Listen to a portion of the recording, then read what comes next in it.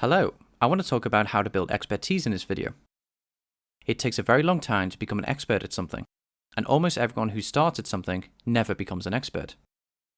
I want to cut through some of the noise here. There are countless online resources telling you to do this and that.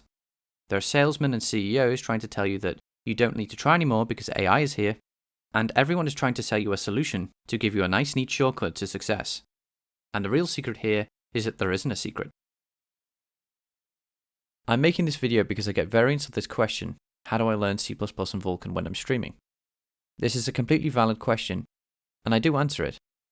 And I do have a roadmap for the people who are interested in the description of this video.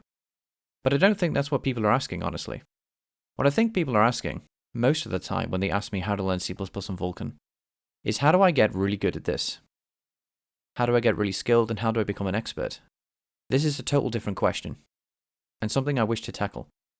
This video is generally for newer programmers who aren't already very good at something.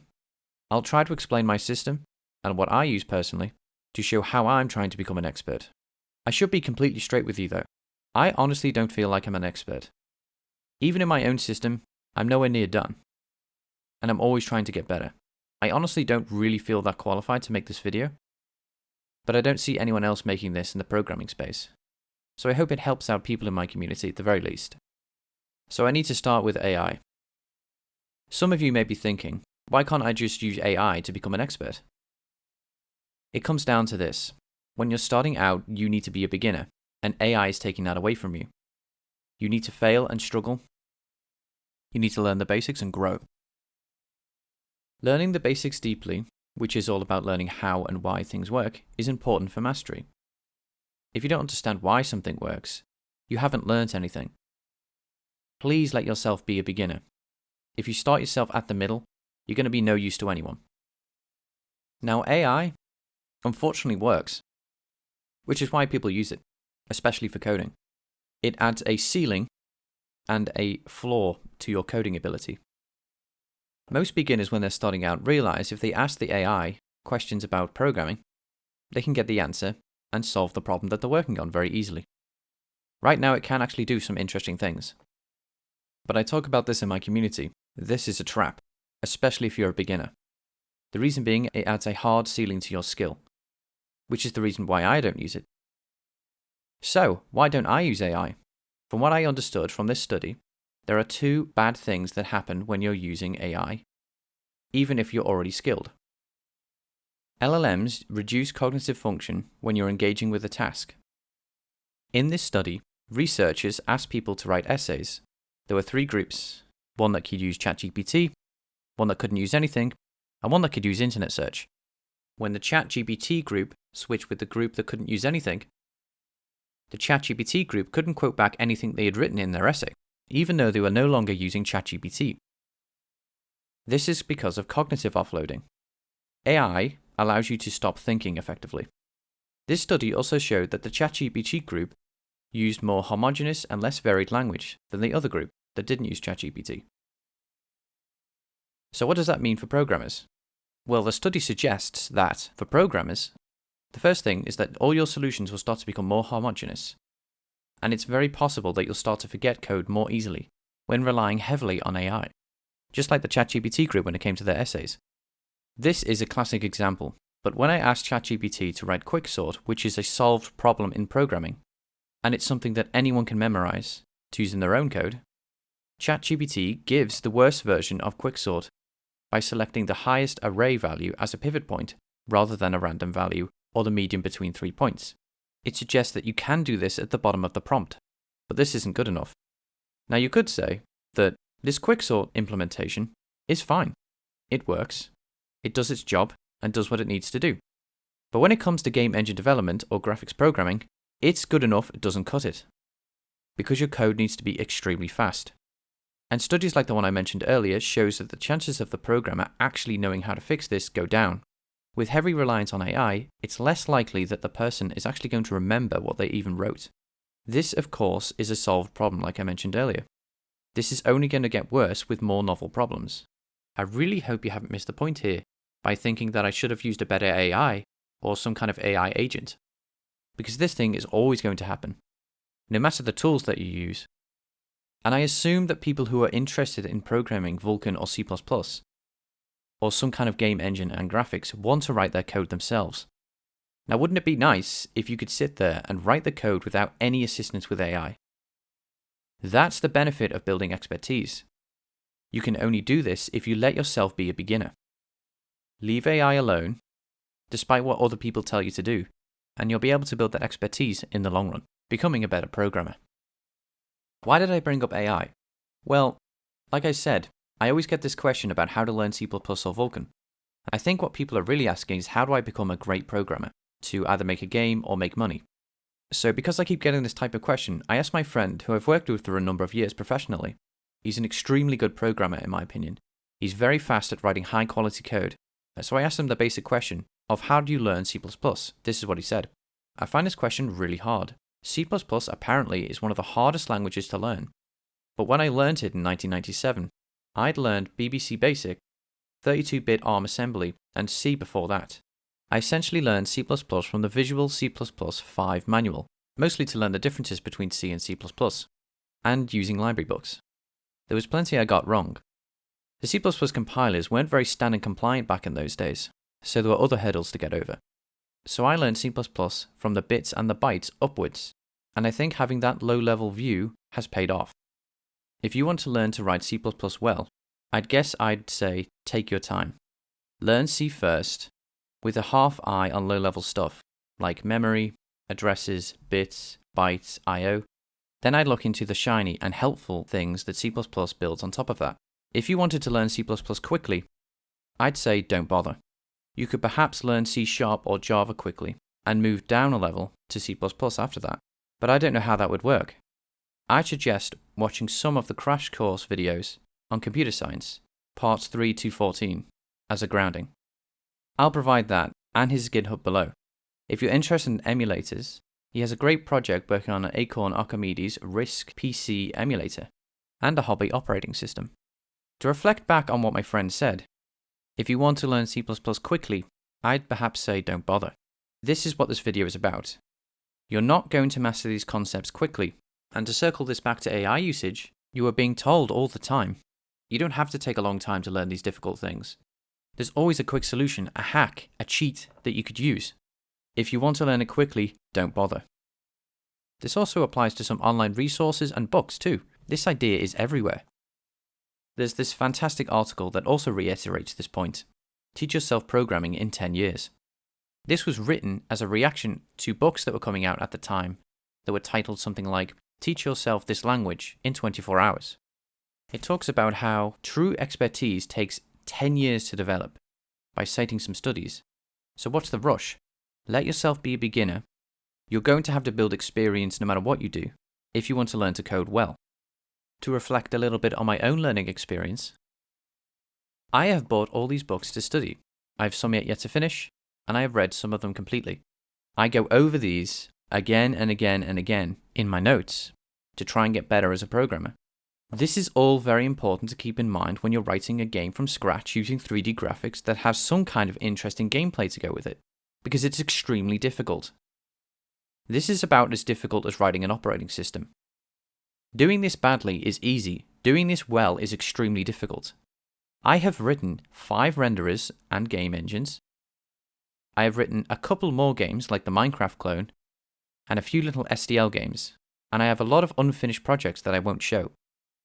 I am actively trying to improve daily. To help with this, I came up with a system to gamify programming and studying. My hope with sharing my system is that you'll be inspired to do something on your own. Keep yourself accountable and be honest with what you're actually doing. Just be warned, this will not be for everyone, and that's completely fine. I love Rocket League. It's my favorite competitive video game. Admittedly, I haven't been able to play it in a while because I've been focusing on programming.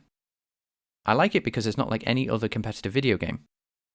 You can have the best aim in the world, but when you start playing Rocket League, because it's so different, you're just going to be in the beginner ranks like everyone else. No one has a huge advantage starting out, because it's so different. So I use this game's ranking system to gamify programming. I used to really like looking into the metrics of how to improve efficiently at Rocket League, and I found this video by Vulkan. How long does it take to reach each rank in Rocket League? In this video, he broke down the differences between ranks using statistics, which he was able to gather from his community when they filled out questionnaires based on their rank. And importantly, he found, on average, how long it takes to reach each rank in the game. And the highest rank, Supersonic Legend, takes 4,450 hours to reach. Using the exponential growth curve that Waiton provided in his video, I estimated that it would take 8,274 hours on average to be able to compete in the RLCS major tournaments. So I decided on November the 11th, 2024 to count how many hours I code to see if I could reach 8,274 hours before I die, starting from zero. My goal with reaching 8,274 hours is that I'll hopefully be able to look back and see that I've actually become an expert in this field. I'm aware though that when I reach 8,274 hours, I'll still have more room to grow, to get better and better. I like this because it gives me milestones to reach, using the same number of hours used in Rocket League, but with programming. I added some lower level ranks because it would take 73 hours of programming to get Bronze 1, which is the lowest rank in Rocket League, and I felt that would take too long. The highest ranks I calculated come from 6-mans, which is where semi-professional Rocket League players go to take the game more seriously. If you have reached the highest rank in Rocket League, you're likely already rank C in 6-mans. So I decided to add B, B+, A, X, and S.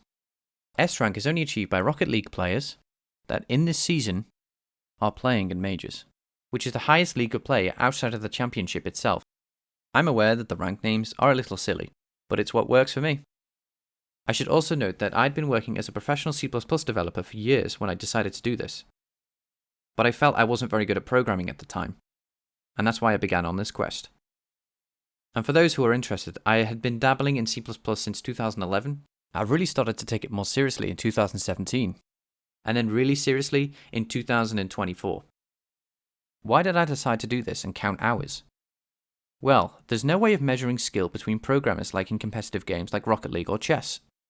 There's also no way of knowing if what I'm actually doing is improving my ability or not. So I decided to focus on the thing that I have control over, how much time I spend deliberately trying.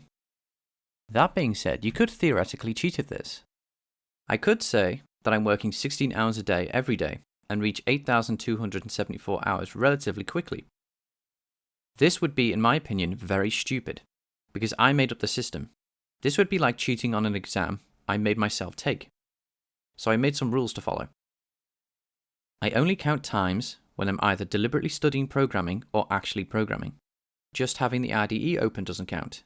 Turning on my PC doesn't count. Talking about programming that doesn't directly solve the problem doesn't count.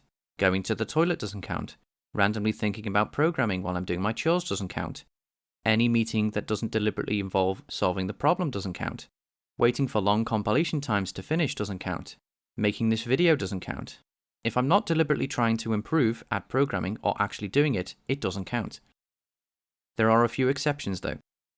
I can watch or listen to some educational entertainment for 30 minutes about programming. Audiobooks about programming I have already read are good if I've already studied them, and I have actively been doing something for about 4 hours the day before. Minor distractions are allowed, because it would take too long to stop and start the timer than just getting back to work. And it goes without saying, using AI to help with code doesn't count at all. To track all this, I use a timer called ToggleTrack. It's a website that allows you to track how long you've been doing something for. It also has a free phone app that can sync with your account online. So it syncs between my phone and my browser very easily, making it very easy to stop and start this timer. There is a paid for version, but this is for tracking invoices, which I don't actually need. So to keep track of things over a longer period of time, I take the total times of work that I've done each day and put them in a Google Excel spreadsheet, and I add them all up together. If you want to use exactly what I've been using to track something that you're trying to learn, I've left a template for you guys to have in the description of this video. The ranks are again based on Rocket League, but feel free to change the ranks yourself. As you can see, I'm only Champion 3 Division 2, so I'm not even halfway to reaching my goal, and it honestly feels like that. This is generally because as you get better at something, you realize there are more things you don't know, so it actually can make you less confident overall as you improve. So how do I go about practice? Well, I have two general goals. One, to become a better programmer, and two, make a game in my game engine for people to play. These two goals help me decide what I should be doing throughout the day.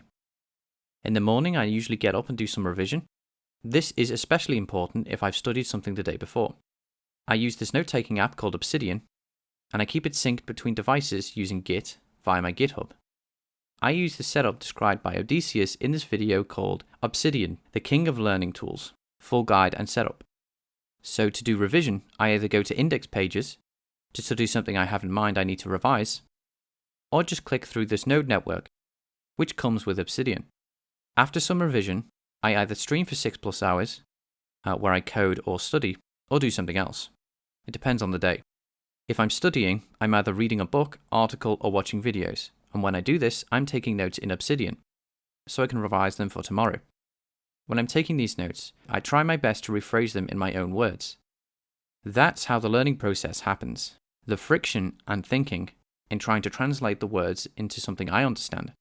So using AI to take notes would be a complete waste of time, because I'm not thinking. Taking notes like this is slower, and I don't get through resources as fast as someone else. The goal of this is so I never have to go back to that resource again, which means it's faster in the long run. Outside of that, I write code or debug, which is pretty straightforward. I've been averaging 4 hours and 25 minutes of deliberate practice every day under my system. It doesn't matter if I miss a day here or there, as long as I eventually hit 8,274 hours. But I really try to avoid missing days, and this year I haven't missed a single day. I've at least done something, even if it's just been for a couple of minutes. So hopefully now you have an idea of what's required of you to become an expert at programming. It's all just practice, and that's all it is, and that's all it will ever be. Like I said earlier, I provided a very basic roadmap in the description of this video and in my Discord on learning Vulkan, C++, and graphics programming, and other game development related stuff. Now, watching this video, I hope you guys don't feel down at all. If you need someone to say it, I really do believe in you. Anyone can actually become an expert, truly. It's just lack of effort why people don't get there. So you can do this. Well, that's all I have for this video. Good luck out there. You're gonna need it. Alright, see you in the next one. Bye.